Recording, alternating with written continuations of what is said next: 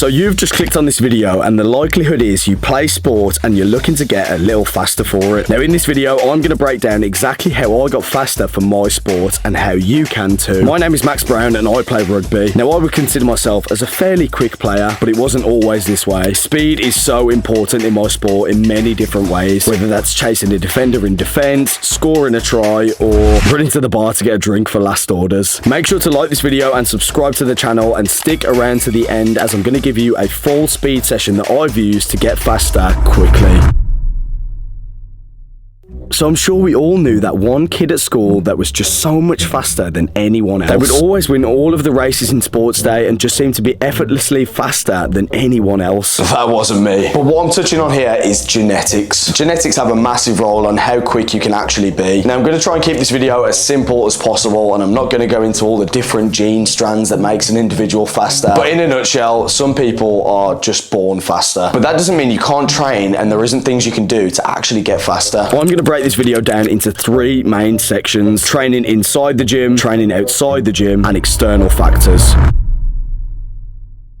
When I first started training in the gym, I was doing your typical bodybuilder style training with no real structure to my routine. To be fair, I got in pretty good shape from it, but I wasn't seeing much improvements on the pitch, and that's when I decided to change things. Doing the correct training style in the gym is crucial to developing your strength, explosiveness, and overall speed. One of the biggest things that helped me getting faster was not skipping leg day. Trust me, building lower body strength is so important to being faster for your sport. The stronger your lower body is, the more force you're going to be able to produce into the ground when sprinting. So I used to squat a lot and I would squat heavy. However, this doesn't mean you need to be a full-on powerlifter. You still need to incorporate other methods of training for explosiveness and to develop your lower body strength and transfer it into speed. Here is an example lower body strength session that I would follow 1 to 2 times per week. The next training method that I loved to train was plyometrics. Plyometrics training are exercises in which muscles exert maximum force in short intervals of time with the goal of increasing power. These are exercises like box jumps and bounds to use your lower body strength to increase your overall power output. When training plyometrics, they help my speed so much. I recommend training plyometrics at least 2 times per week alongside your sessions. Here's an example plyometric session that I use to develop my speed. So we've discussed that you need to be putting the work in the gym to improve your explosiveness, power, and your overall speed. But what kind of training can we do outside of the gym? I know it may sound obvious, but sprint more. If you're only sprinting during your actual game time and you're expecting your speed to just magically increase, it's not gonna. You need to be putting the practice in and the work in outside of your game day to actually develop that speed. I literally never used to sprint except during my games, and that didn't allow me to specifically train for like maximum velocity or acceleration at all. Now, training outside the gym and doing sprint drills is gonna vary across your season, whether that's off season, pre-season, or actually in season, but there will always be some sort of sprint drills you can be doing outside of your games and the gym to be able to practice that speed, develop your power, your sprint technique, and overall just get faster. Just as I touched on that, another way to develop your speed is actually looking at your sprint technique. Now I know this is going to be different across the sports, so rugby, you're not going to be running like you're on a track because there's going to be defenders and other factors that adjust your sprint technique, but overall looking at your sprinting technique and how you're actually running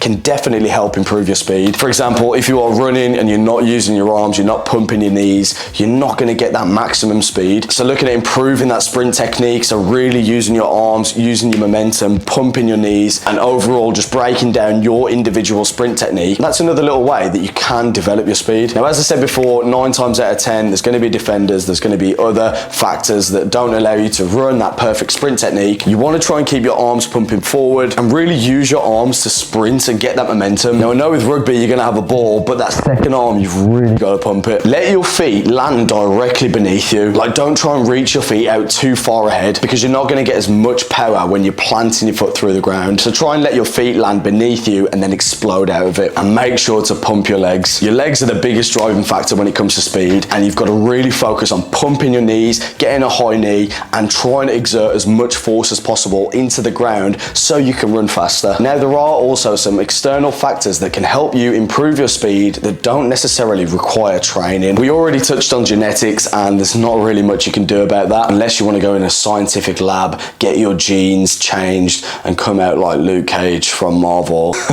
But one thing that really helped me with actually feeling faster was getting a good quality pair of boots. These are my new boots for next season, and these are the Nike Phantom Mover, I think it is. And they are just really good quality. The studs are good, you know, you've got some good flexibility, and just running in these makes you feel really fast. And because they're a bright colour, that obviously means that you're faster when you've got a bright colour on. So investing in a good quality pair of boots can definitely help you get faster. It's not going to make you immediately go from a snail to Usain Bolt, but they can definitely help. Now, I know some boots might not fit everyone's budget, but what I'm saying is if you can get the best pair of boots that you can afford, then it's definitely going to help you. In addition to this, there are so many other physical and lifestyle habits that you should focus on to make you an all-round better athlete and in turn improve your speed. Improving your body composition can help massively. If you are severely overweight versus a lean machine, the likelihood is you're going to be faster when you have a leaner body composition. So make sure to see if you are in the best body composition you can be to help improve your speed. Diet, lifestyle and sleep can also play a massive part in your athletic performance. If you're sleeping 4 hours a night, eating 7 takeaways a week and smoking 20 fags a day, I don't think this is going to cut it. I'd recommend 7 to 8 hours of sleep per night, a healthy balanced diet that actually fuels your performance, and just try not to be an unhealthy couch slob. If you are looking to get more in-depth training programs, nutrition plans with hundreds of recipes, ingredients, macronutrients, calories, personalized programs to you and so much more, head over to the top link in the description, Robo Academy, which is my training academy, and use code YouTube to get 30% off your order. I hope this video has helped in some way. If you have any questions, make sure to leave a comment. So from me and how to get faster for your sport, I'll see you in the next video.